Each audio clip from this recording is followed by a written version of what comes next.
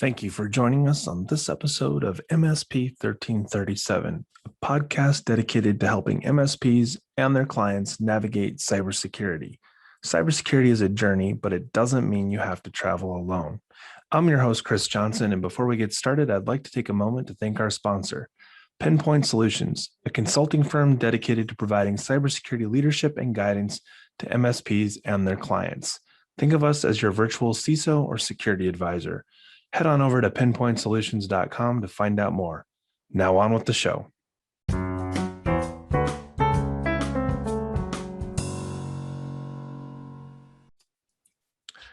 Welcome to this week's episode of MSP 1337. I'm joined this week by Chad Lauderbach of B Structured Technology Group. Welcome, Chad. Hey, thank you. Thanks for having me, Chris. So, Chad, we go back a long time, like almost before we used words like MSP.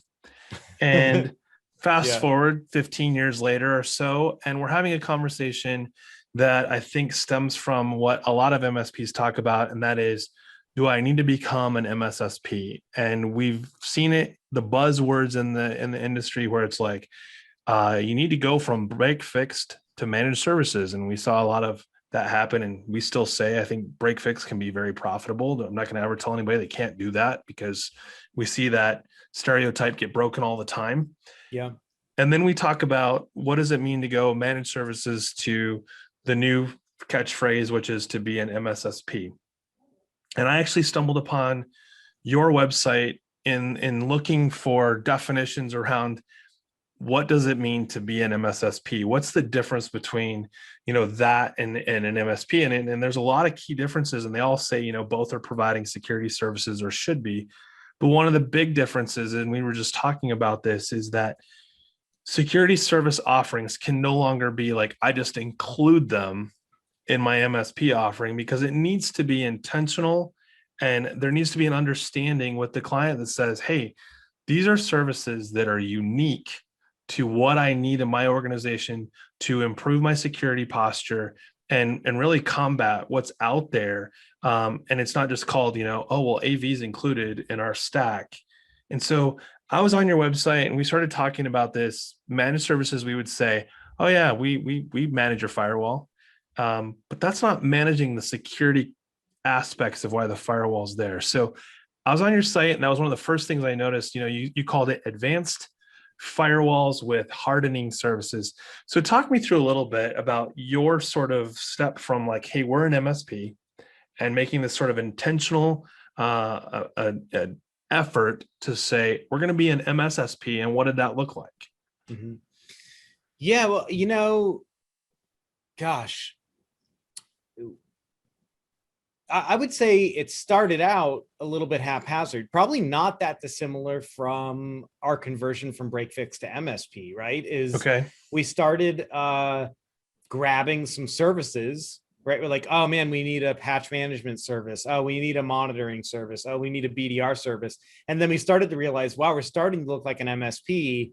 Let's like package this in a way that makes sense for our clients. This obviously was like 11 years ago or whatever. Sure. 12 years. But, let's start to package this together in a way that makes sense for our clients to really be their IT department, have a flat rate fee that they can understand and grapple with that contains all these products and services that they need to keep their business operational. Right. And, like you said, there just wasn't as much of a security focus 11 years ago that there was today. And it's not that we didn't install a firewall or didn't do BDR, but as things have progressed over these years, I'd say 5 or 6 years ago, we started to see more need for security services. So, and again, we kind of started grabbing at individual services, right? So, oh, we have a client that needs email encryption. Oh, we have a client that needs two-factor authentication. Oh, we have a client that needs this. And so we started to kind of collect these security services. And then we realized like, oh gosh, not only is it becoming more important, it's something we think most of our clients should have. Although interestingly enough, not all of our clients want to spend the money on it. So surprise, we're not abandoning the MSP business, because those clients, they want just that more limited set of services, and that's okay. Here's our MSP offering, but here's our security services offering. Yes, it is more expensive because it comes with tools, technology, services, and people here at B Structured. that you wouldn't have access to otherwise. And they add another layer of security. So, it happened over time, but now we've got to a point where we've packaged a lot of those things into an offering that is an MSSP offering. The 2.0, if you will. Yeah, the MSP 2.0, all that. And that the packaging of that really just happened in the last year and a half, maybe. Before it was all kind of MSP plus ad hoc security services. And it was just in the last maybe 2 years, year and a half, where we started to really package that into one thing.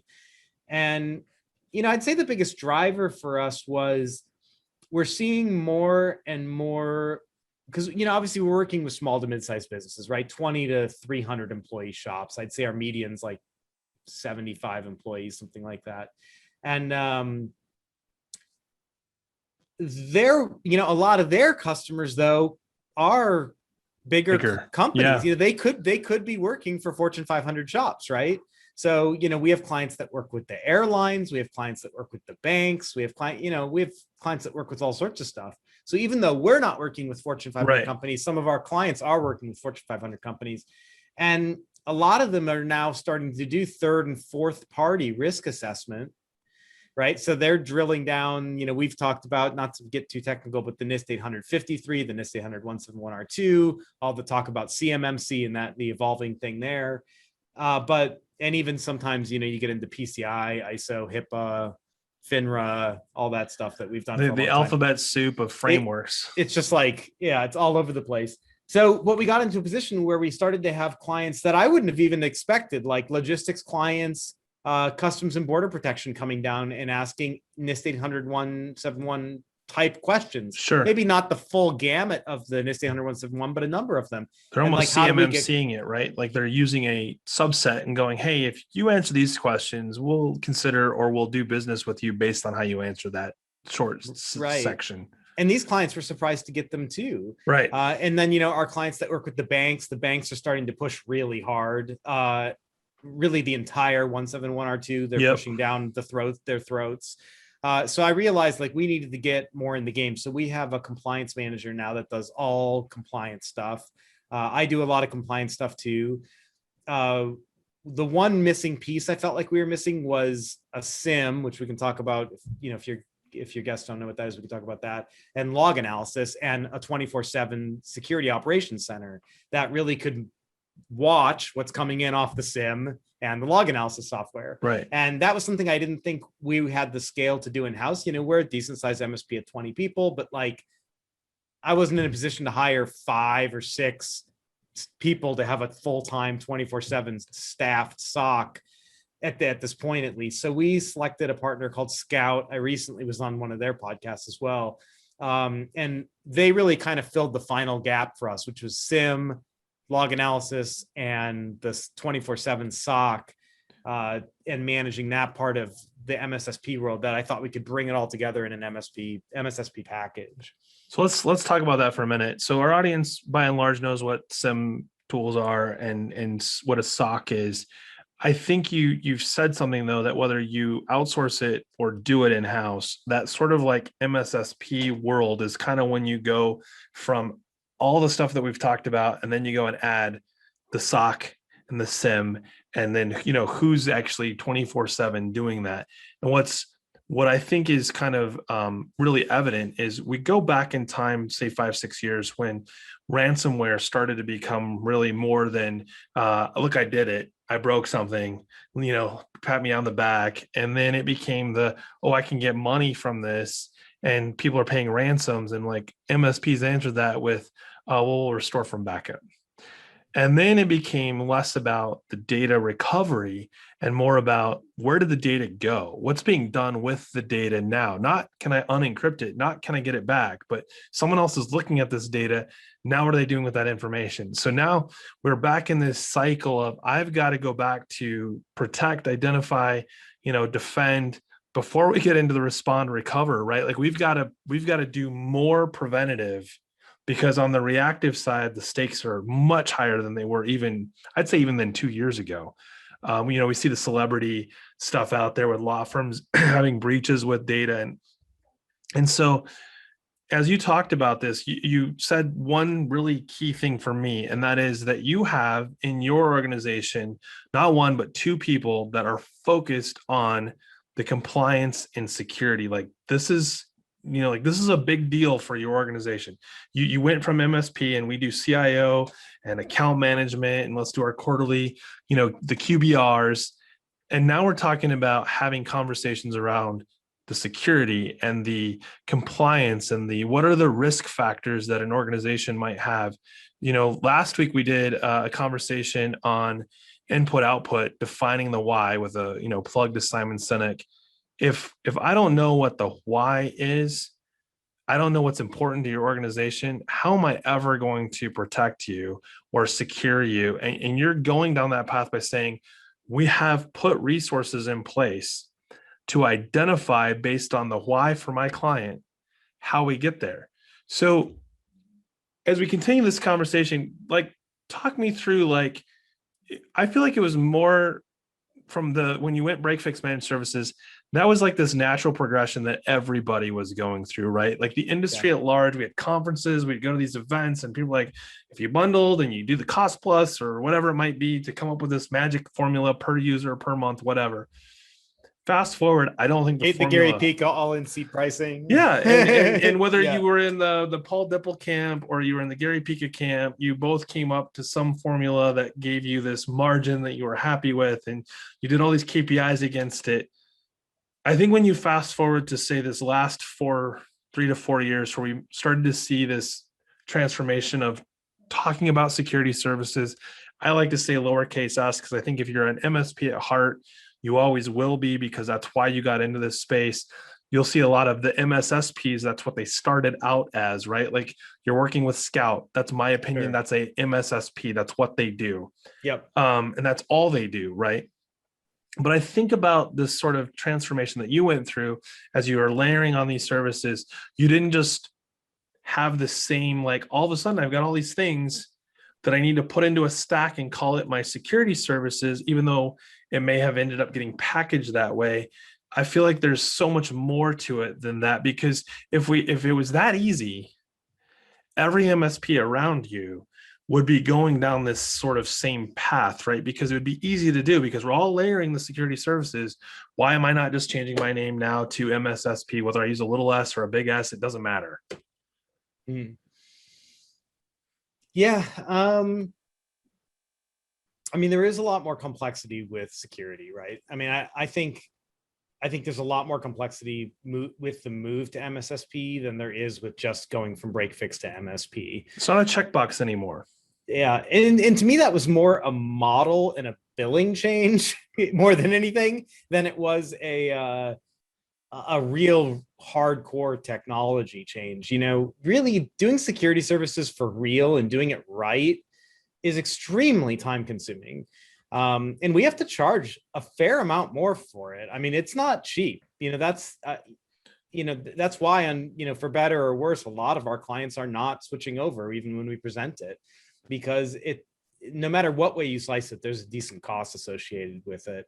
We'll just talk about firewalls for a minute. Turning on the logs, that's really all. I mean, we all could do that, right? But what about reading the logs? Well, and that's why we chose Scout for some of these services. And actually, this brings up an interesting thing going all the way back to the MSP days. So we tried twice, and I'm not suggesting we couldn't have succeeded, but we tried Zabbix and Nagios to essentially build our own network monitoring platform. This is for uptime, not for security, right? And we had some success. We didn't have zero success. We could detect server uptime, CPUs, but it was a huge time suck and a pain in the butt, right? Right. It's because it's a tool set. So tuning it is extremely difficult. It's time consuming, etc. We ended up eventually abandoning both projects that were internal and outsourcing to Logic Monitor. Sure. There's a couple other ones out there like Auvik, and we've looked at the competitors. We chose Logic Monitor, whatever. Right. It's a great product, and what's great about it is they do a lot of that tuning for us. Now we still have to deal with the remediation of the event, right? So the remediation still comes to us. We have to deal with the remediation. but I'm happy to pay them what we pay them every month to not have to deal with trying to run and tune and upgrade Zabbix and Nagios in-house all the time. So to Right. me, what we're doing with Scout is actually very similar, is like just buying a SIM or a log analysis software off the shelf. It's just a tool. Right. Requires a ton of fine tuning. And especially because of the scale of clients we have right now doing full MSSP services, I'd much rather pay Scout what we're paying them to do their thing. They have a SIM program. I don't, they have a SIM, they have a log analysis software. The key is, and they show me this in their reports every month, we got 2,700 alerts. Right. But we identified only 38 as even relevant. Right. And think about the fine tuning there. I mean, there was all these alerts that were just completely irrelevant. And then they looked and found that only 11 needed any sort of looking at all. And those 11 got pushed down to our team. So, that was really worth it to me. Again, it goes back to like, even if we were 100-person shop, could I build that in-house? The answer is I probably would have the capability to build it in-house, but building it, yes. Having the resources, well, let's just say that you can. So we put our minds to we can build just about anything. Sure. But can we scale that when we have to hire the resources to man that? So to be the person that's narrowing and tuning this down. So I would argue, and whether it's Scout or Temple or some of the other players that are out there, I think the point being is that you want somebody that's got resources that's doing like if you're evaluating a vendor's product for this, you better make sure that they have the capability to help tune it for you, even if it's an added cost for that, because most of us are not going to have the resources to do the tuning. So when I was at previous MSSP that I worked for, where we really were focused on the threat intelligence gathering and doing the security analysis and all of that, on the high end, on a good day, capacity wise, a security analyst can handle about 2 or 3 of our accounts. That's it. So if I got 30 accounts, this doesn't scale very well on my FTEs trying to provide that service. So when I look at SOC services today, I'm going, okay, I have 10 clients, I have 50 clients, however many it might be. If they're going to pay for the services I'm about to offer, if I'm pulling that in-house, can I scale it? And I don't think most of us, even if we can scale it, does it make sense? Because what happens if you lose 1 or 2 accounts? Even though you're prospecting over here, you lose 2 or 3, and the next 2 or 3 accounts you onboard go, yeah, we've decided we don't want to spend the money on SOC services. You're like, well, now I've got FTE equivalents that are losing me money because I can't, I don't have the accounts to support it. Mm-hmm. So I think that what you're hitting on is really important for anybody that's listening to an MSP. You're going to offer security services. You are offering security services now. As you go sort of to that next level of, do I implement a SIM tool or SOC services? What does that look like? And I don't think it's a one size fits all either. So I've talked to another MSP where they're looking at different EDR for servers than they are for endpoints, because they're like, if most of my data lives in my Azure cloud infrastructure and my endpoint has a compromise, it's not the same scale if my data is protected uniquely in those 2 places where this can die, that host endpoint can die. And as long as the data that was created is still surviving and living, it's not a big deal to recreate that endpoint for that user, even if that user experiences downtime while I rebuild it. Well, I think that makes me think of another service that we're really pushing and working on right now is we're bringing WVD to our clients, which allows us to both better fine-tune security, but also the risk correlated to both data loss protection and being able to spin up replacement virtual machines for people becomes very so you're not describing something that you get when you do things that are not safe. You're talking about Windows virtual desktop. Is that correct? Just wanted to make sure that we weren't talking about. Yeah, no, else. I mean, that just, I understand that it was a jump to another thing, but that's what it made me think. That's okay. Is like one of the ways we're trying to eventually get away from even that being a problem is moving, especially with what's happening with the pandemic right now, so many people are working from home. and looking for work from home solutions. And we have this huge problem right now, which is everybody just took their desktops home. Right. Now we have all these corporate resources sitting in people's unsecured home locations. And it's like, I've got the Xbox firewall. It's a disaster. And, we both know it. And so, WVE solves a lot of those problems because we can bring them all back into the fold. I mean, I look at my mom used to work at CVS. My brother works at Vanguard. Like my sister used to work at the IRS, and they couldn't do anything on their laptop. Like their laptop had nothing on it. All they could do was Citrix, right? Get into Citrix and get into the corporate environment. Well, even if we didn't go home, what is wrong with us? Let's go back just a little bit before the pandemic. So today I'm in the Seattle Tacoma International Airport, and tomorrow I'm in the Marriott in Miami. I was changing my quote office 24/7, 365, and no one blinked. Yeah. You go fast forward to COVID, and it's like, wait, I went working from home, and that environment's not changing every day at all. And I don't have thousands of other people trying to hit my firewall in real time all the time.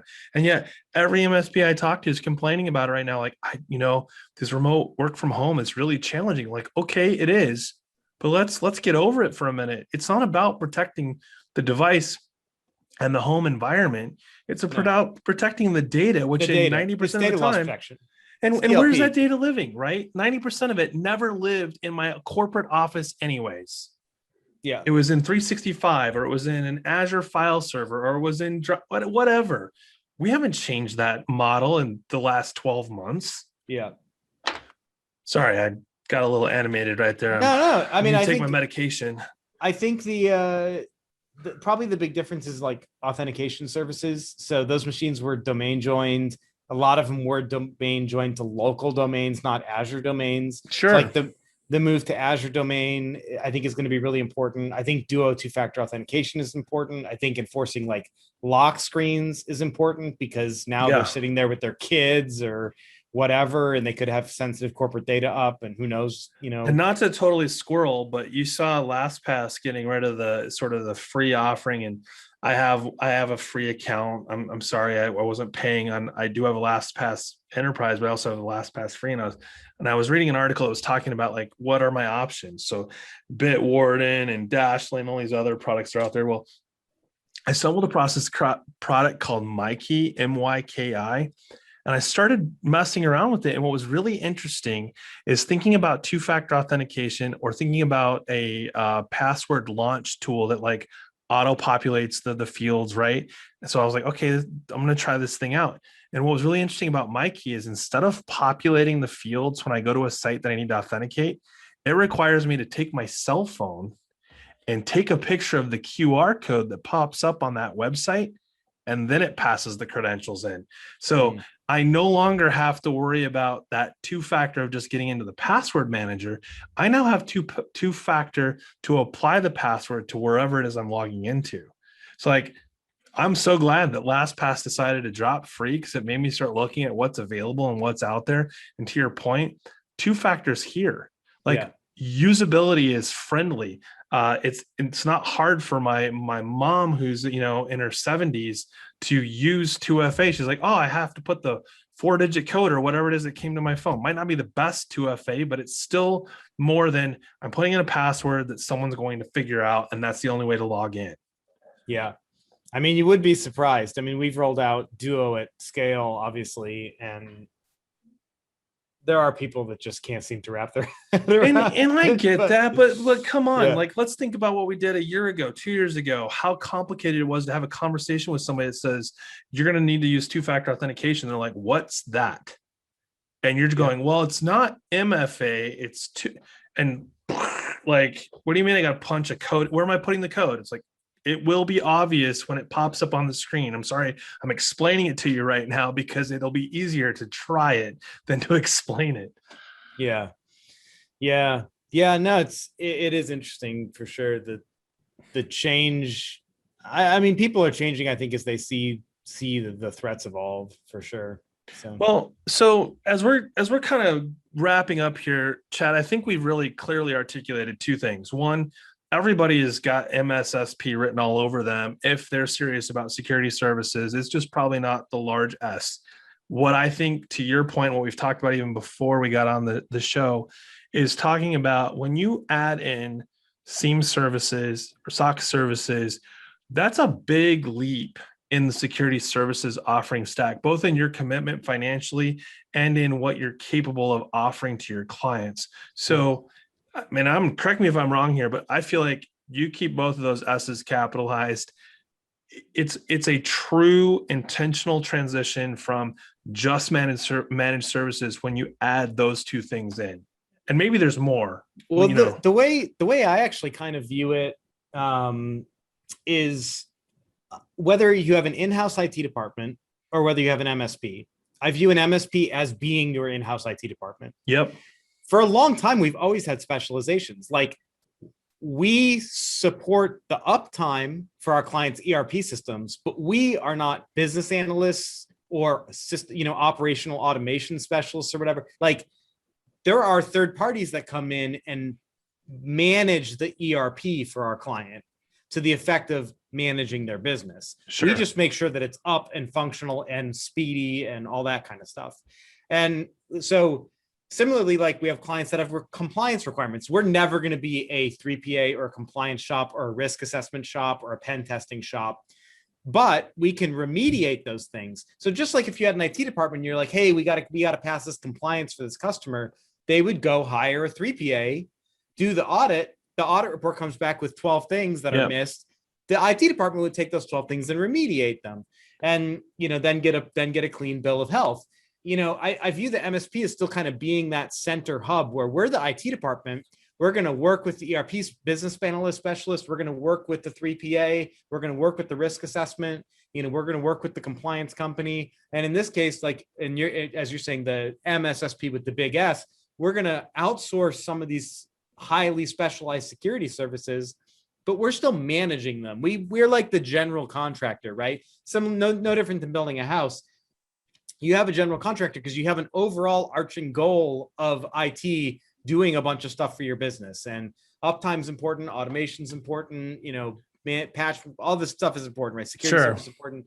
But you need somebody that's managing all of it, but that manager isn't going to come in and grout your tub, because like that's a specialized job, or they're not going to do your plumbing or your electrical, and the electrician isn't the plumber either. They have specialized jobs. So when you have these really specialized jobs, you're still going to bring somebody in.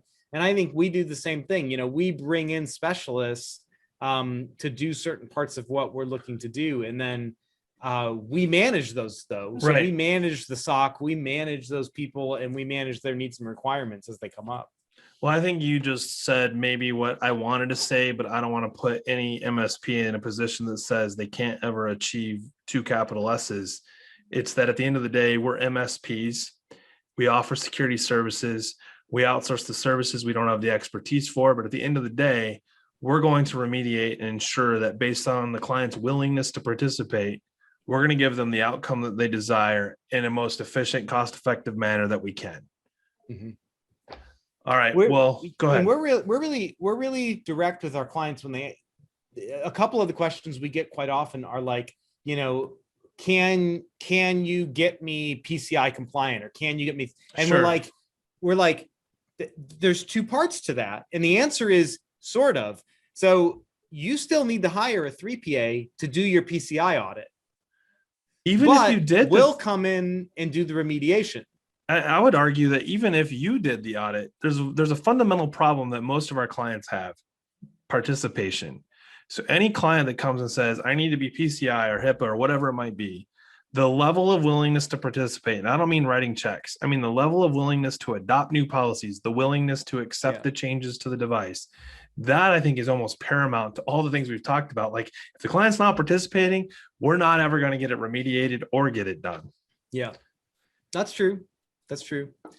But yeah, I mean, I think, we tell clients that very specifically. We're not auditors. Right. What we do is we sit in the middle and we make sure the remediation gets done. Absolutely. You're the accountability for both sides, right? The client says they need this.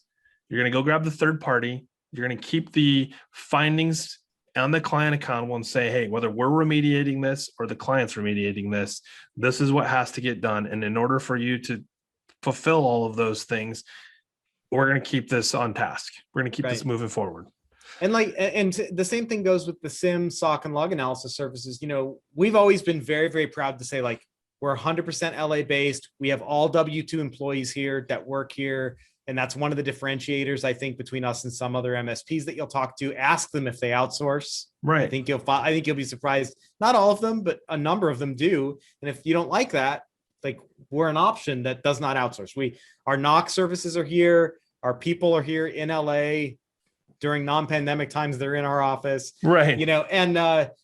But with the SOC, we tell them, we're very direct about that. We say, like, hey, look, this is a true 24/7, 365 requirement, and it's very specialized. We've partnered with this firm, Scout.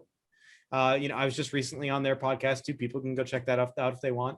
But that was a very specialized thing that we need. Now, again, we act as the middleman. We're not a 3PA. We do the remediation.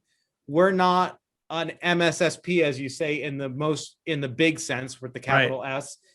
We don't have a SOC, but we've hired an outsourced SOC, and we still have to do the remediation, right? Like they don't do the remediation for us. What they do is they fine tune the alerts and give us real alerts that we can act on. So that's an important service for us. So as I close this out, this is probably a topic for another episode. If I outsource my NOC, am I an MSP? I think that's up for debate. I think it's definitely worth a conversation. I think people that I know a lot of MSPs that outsource their NOC and their help desk, and outsource either part or all of their help desk. And I'm just like, you're just a sales company now. What's left? Right. Like, what are you doing? It's called we sell managed services. So the S is still there. I mean, it's just it's called selling instead of security. So listen, I would agree with you. I think it's to a be an slippery MSP, slope. You got the RMM and the NOC and the service desk. Like, if you don't have control over that, like, what are you selling?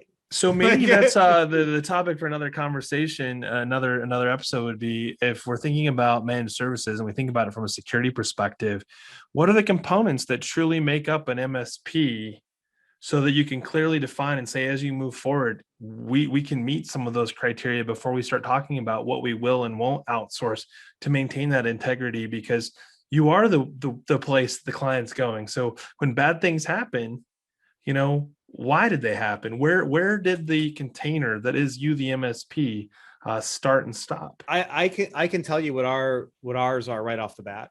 I mean, the things that I think you need to have to be an MSP is you have to have some sort of consulting branch. People call it VCIO, people call it QBR, VCT, whatever you call it. Sure. You have to have somebody that's looking at the business and understanding how technology fits in.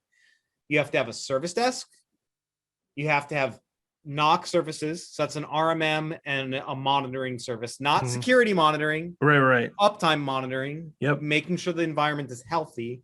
And you have to have professional services, somebody that can come in and install new stuff.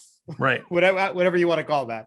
And those, I think, are the things that you have to be an MSP. Man, I'm not sure that I was an MSP then, because I was trying to think, like, how much of that stuff did I outsource? All right, that's a conversation for another day. Chad, I appreciate you being on the show. We'll have to do this again sometime. And for those of you listening, have a great week. Thanks for having me.